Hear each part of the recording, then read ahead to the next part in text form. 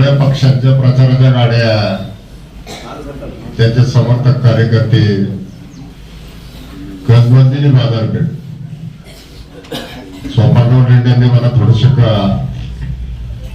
बातम्याची चालवून दिली आणि थोड्या वेळाने क्षणार्धात माझ्या गावची बाजारपेठ अशी एक विचित्र पद्धतीची हालचाल झाल्याची मला जाणीव झाली. सगळ्या पक्षांचे झेंडे जागच्या जागी गोंधळले गेले. विचित्र अशा प्रकारची स्मशान शांतता पसरली. मीडियाच्या माध्यमातून आज देशभराच्या प्रमुख वाहिन्यांवर बातमी धोरणात असेल. महाराष्ट्राच्या कानाकोपऱ्यामध्ये आज या बातमीची चर्चा चाललेली असेल. पण आपलं जे राष्ट्रवादी कुटुंब आहे हे कुटुंब आज शून्य अवस्थेत आहे. त्यांना बोलणं सुद्धा प्रत्येकाला अवघड आहे. पिंपवडीवरनं नारायणगावला अतुल शेटला भेटायला येतपर्यंत आपल्या शेतातल्या महिला मजुरांचं सुद्धा बातमी खरी आहे का म्हणून फोन येत होते. आज अतुलची आणि आमची नजर झाली पक्ष राखा. समय असा आहे की महाराष्ट्रामध्ये स्थानिक स्वराज्य संस्थांच्या निवडणुका आणि काल माघारी झाल्यावर आज मोठ्या जमाना सगळ्या कानाकोपऱ्यामध्ये आपल्या कुटुंबातली मंडळी निवडणुकीच्या निमित्तानं आघाडीसाठी बाहेर पडली. हजारो लोक एकत्रितपणे एका संख्येनं एकवटलेली असताना त्या बाबतीत सगळ्यांच्या चेहरे आता वाचता येतात. तू छटला विचारलं शेवटचा फोन कधी झाला दादांशी? काल फोन झाल्यानंतर म्हटले की मी आतून जुन्नरला येतोय. एवढा वेळ तुला तालुक्यासाठी दिलाय. 2-3 गटांमध्ये जायचं नियोजन करा. आज सुद्धा आपण नियोजनातच होतो. आतून छटने सावरा गटाकरता वेळ दिली. दादा येणे तर काय आता संजय राऊळ साहेबांनी सगळ्यांकडे आपण पाहिजे. आशिया खंडात जिल्हा बँकेचा धक्का आहे. परंतु संचालक असेल, चेअरमन असेल, कोणाच्या जीवावर बिनधास्तपणे कारभार करतात दादा पाठीशी. जिल्हा परिषद पंचायत समितीमध्ये काय परिस्थिती आहे अनासंकट किंवा हातास्टोड बनायला निवडून दादांमुळे. बाजार समित्या असतील, विधानसभेचा तर आपले प्रतिनिधी असतील तर कोणाच्या जीवावर त्या ठिकाणी आत्मविश्वासाने जातात. दादा तिथं आहे.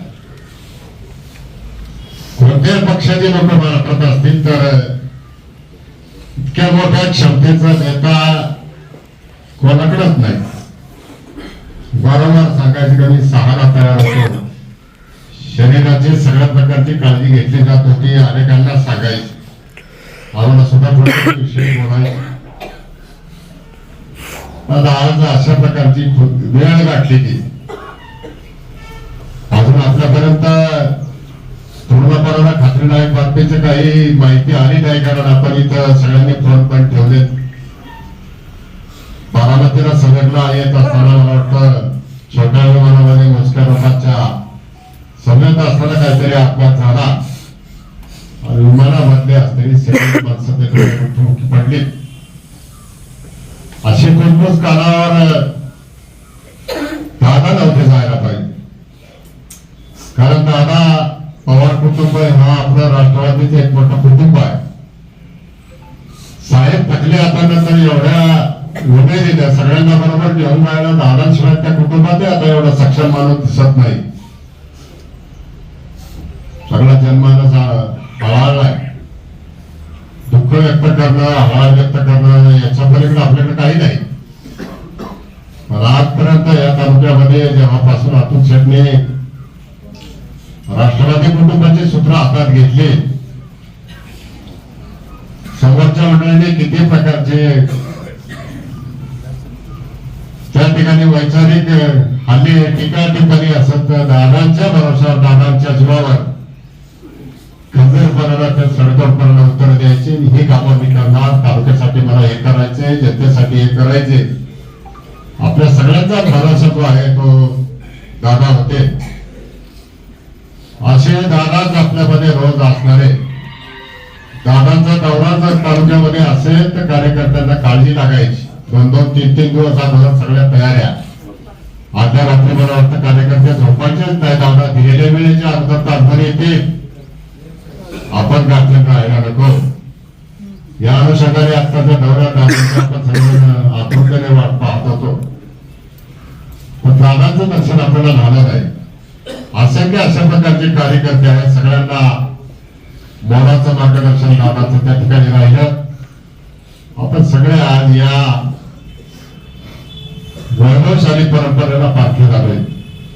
आपल्या कुटुंबामध्ये दुःख आहे, एकत्रित येऊन आपल्याला आता जे काय संकट आहे या संकटाला सामोरं जायचंय.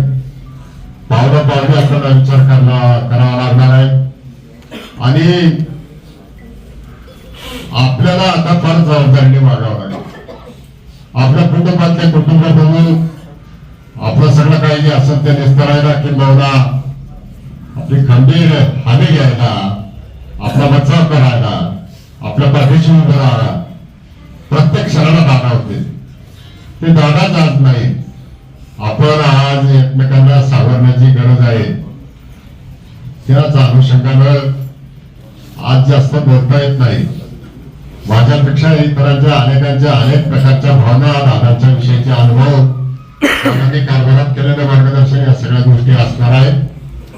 सगळ्यांना बोलता येत नाही, म्हणून आज अत्यंत भावनिक अवस्थेमध्ये आपण सगळे नुसतं राष्ट्रवादीचं कुटुंबच नाही तर निवडणुकीच्या निमित्तानं आघाडी झाली. बबनराव थोरात साहेब झाले, आपले दिलीप दादा बांबे वगैरे ही अनेक मंडळी इथे उपस्थित आहेत.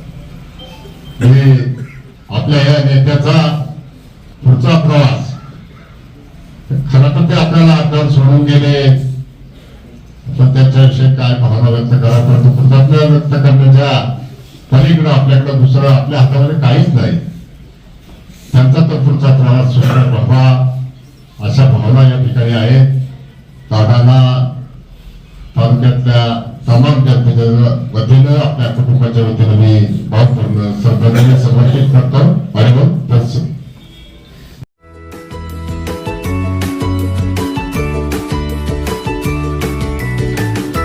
बातम्या शेतीच्या, बातम्या मातीच्या, बातम्या अन्यायाच्या, गुन्हेगारीच्या,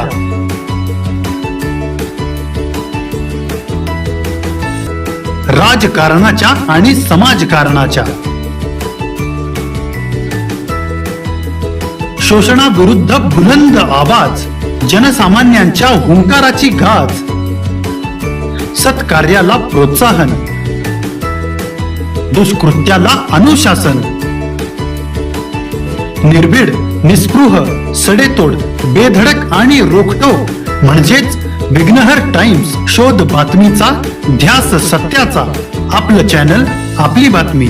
सबस्क्राईब तर कराच, पण बेल आयकॉनवर क्लिक करायलाही विसरू नका.